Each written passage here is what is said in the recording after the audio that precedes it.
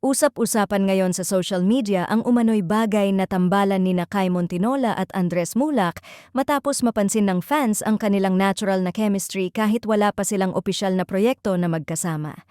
Sa iba't ibang online platforms, maraming netizens ang nagsasabing may kakaibang spark ang dalawa na bihira raw makita, isang chemistry na hindi pilit at kusang nararamdaman. Ayon sa mga tagahanga, parehong may fresh at wholesome image sina Kai at Andres, kaya madaling isipin na bagay silang ipares sa isang romantic series o pelikula. Hindi raw kailangan ng engrandeng eksena para mapansin ang koneksyon nila dahil sa simpleng interactions pa lang ay ramdam na ang gaan at compatibility ng kanilang personalities. May ilan pang nagsabi na parang classic love team in the making ang dalawa dahil balanseng-balans ang kanilang dating.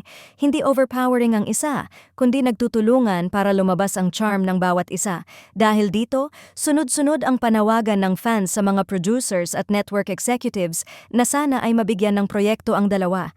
Marami ang naniniwalang malaki ang potensyal nilang makabuo ng isang tambalan na kayang maghatid ng kilig at emosyon.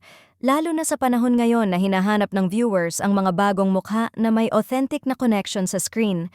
May mga nagko-comment pa na kung mabibigyan ng tamang material at kwento, posibleng sumikat ang kanilang pairing at makabuo ng solid fanbase. Para sa supporters, hindi raw ito basta hype lang. Nakikita nila ang posibilidad na maging isang seryosong love team kung mabibigyan ng pagkakataon. Sa ngayon, wala pang kumpirmasyon mula sa kampo ng dalawa kung may plano nga bang pagsamahin sila sa isang proyekto.